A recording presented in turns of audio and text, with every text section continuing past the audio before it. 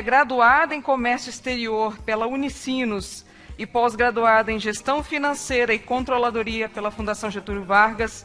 É sócio-diretor da Imecom Sistemas Construtivos Eficientes em Novo Hamburgo, no Rio Grande do Sul. Em 2008, ele foi pioneiro na introdução no Brasil da tecnologia de projeto e fabricação integrada e automatizada de Light Steel Frame. A Imecom foi responsável pela fabricação e pré-montagem das estruturas de um dos maiores condomínios de Light Steel Frame do país. O tema que eu escolhi falar hoje tem muito a ver com as perguntas anteriores de patologia e do que o cliente espera quando compra o steel frame, né? Porque, basicamente, quando o incorporador, ou o investidor, ou o cliente final compra o steel frame, ele olha sobre uma outra perspectiva, não é a perspectiva técnica, e sim da perspectiva de benefício. O que ele vai ganhar com isso? Se ele vai ganhar, primeiro, se for investidor, dinheiro, né? Desde que ele não tenha problemas. Então, um dos únicos caminhos que foi abordado na questão do case do Chile é a pré-fabricação. E no tema que eu estou abordando aqui é também entender o que o steel frame pode fazer pelas partes do edifício. Existem as construções completas e existem as partes do edifício, a cobertura, a fachada, o banheiro, as paredes internas. Para ter uma ideia, numa casa popular, o aço da cobertura equivale a 30% do aço de toda a casa. A Imecom faz parte do Grupo Imeco, que tem 40 anos, nós fizemos 40 anos faz 2 semanas, aproximadamente. E a Imecom começou fazendo, primeiramente, as estruturas. E aprendemos muito e começamos a desenvolver, a partir de 2009, a nossa produção também de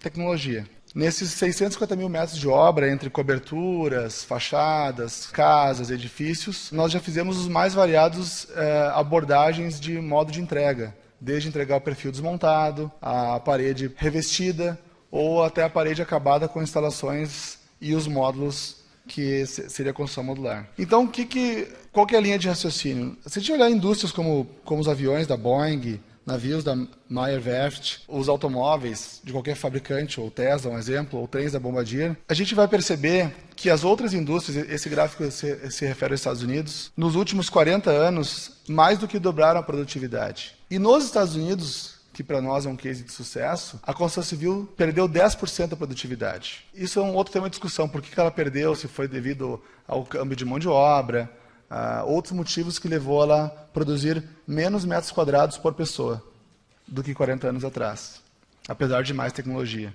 Então, quais são os graus de pré-fabricação, que faz um link com a apresentação do Chile? Quando a gente fabrica apenas os materiais, que estão os diversos fabricantes aqui, nós entregamos um elemento para o cliente. E nós necessitamos de uma mão de obra super especializada. Esse grau de pré-fabricação ele pode ser levado a um painel não revestido, como pode ser um painel revestido e acabado até uma construção modular ou em módulos, né? Isso nos leva a um estudo intermediário, como essa casa, por exemplo.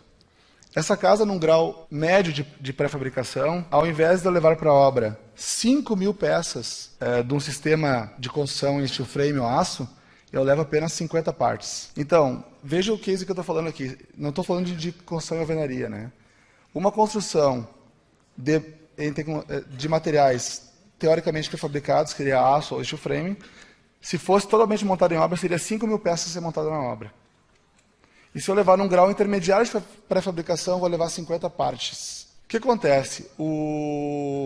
Existe uma historinha que diz o seguinte, né, que se cada um de nós quisesse comprar um carro, né, aí eu ligasse para o meu projetista, projetar o meu carro, ligasse para o fabricante das peças, entregar as peças do meu carro no meu quintal, e ligasse para os artesãos montar o meu carro no meu quintal, quanto custaria cada carro?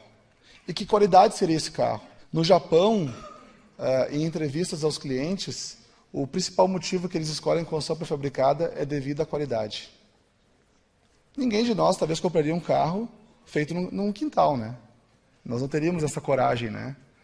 Então, esse é o motivo que a gente tem que entender que vai reduzir desperdício, aumentar a qualidade e ganho de prazo acaba sendo também ganho de custo, né? Então, por que pré-fabricação, né? Essa aqui é uma imagem clássica, que é uma fábrica da Mercedes e uma fábrica da Sekisui Heim no Japão, né? Que eles fabricam carros como fabricam casas. Então, qualidade, custo, prazo, segurança, redução de riscos. Então, como vocês sabem, o aço vem da siderúrgica, laminado a quente, posteriormente laminado a frio. E vem em bobinas entre 6 e 15 toneladas, mais ou menos com uma largura de 1,20 m. Essa bobina, o cliente nos manda o arquitetônico e nos manda o render.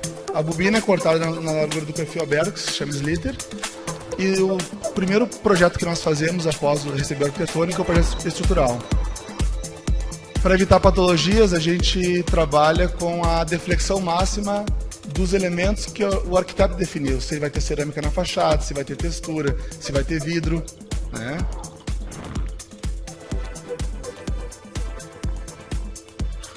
Nós definimos qual vai ser o plano de montagem e o projeto de fabricação, que é todo feito em 3D. Após isso, esse projeto, onde é visto todas as interferências, é feito o projeto 2D, que é o que vai para a máquina, que é o que vai para a obra, perdão, para a engenharia poder controlar a obra. Os painéis então vão para a máquina e são produzidos em ordem de montagem. Nesse caso aqui a tecnologia FrameCAD está sendo exposta, né? Todas as peças são marcadas, tem 100% de rastreabilidade. E é começada a pré-fabricação. Existe um setor que faz a corte dos painéis, faz a elétrica, faz a hidráulica, faz pintura, faz revestimento, faz a embalagem.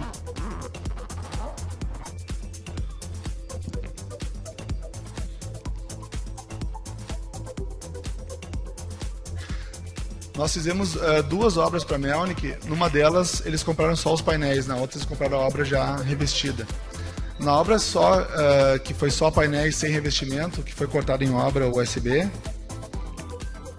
por mais que tinha panelização, a mão de obra, talvez por não estar 100% treinada ou pela pressa e não fazia parte da verba deles, teve 30% de desperdício no USB. Na segunda obra, onde eles compraram um pacote completo, com um modo de entrega já finalizado, 3% de desperdício do USB. Aqui é feita a impermeabilização líquida da Stow, que se chama sistema Gold Coat, que permite a umidade sair e não entrar água. Neste caso, o cliente optou por revestimento de side vinílico. E nós criamos um skid, que é um pallet gigante, que nós levávamos 100 metros de obra em 5 minutos até a obra. Nesse caso era em Porto Alegre, a nossa fábrica fica em Novo Hamburgo. Nós criamos uma cama de montagem que andava pela obra. Cada posição da cama de montagem servia para montagem de 6 sótãos. E uma equipe de 18 homens montava 100 metros de obra a cada 2 dias. Fica mais ou menos a 1.000 metros da PUC essa obra.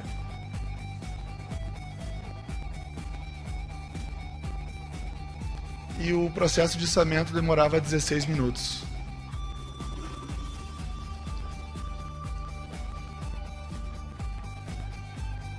Foi todo feito um trabalho de interface com a construção convencional, que era em alvenaria estrutural, como é que seria feito os arremates, como é que seria feito o içamento. Teve uma cama na parte de baixo para não colapsar durante o içamento. Essa obra ela custou R$1 milhão a mais do que a verba do cliente. Só que eles ganharam 9 meses de obra e o canteiro de obra custava 200 mil por mês. Então eles tiveram uma economia de 1 milhão e 800 e pagaram 1 milhão a mais, uma economia líquida de 800 mil. Mas demora a clientes fazer esse tipo de matemática. Parece tão simples, né? Mas demora.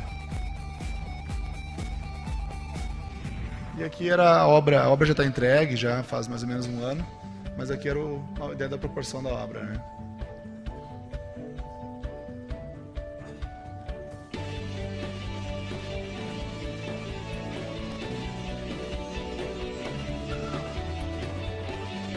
Por exemplo, aqui nessa obra os telhados só não foram pré-fabricados porque a arquitetura não aceitava uma linha entre os panos máximos, que era o tamanho máximo do caminhão, que é 13,20. Então depende da arquitetura também ceder para poder ter esse tipo de possibilidade de construção.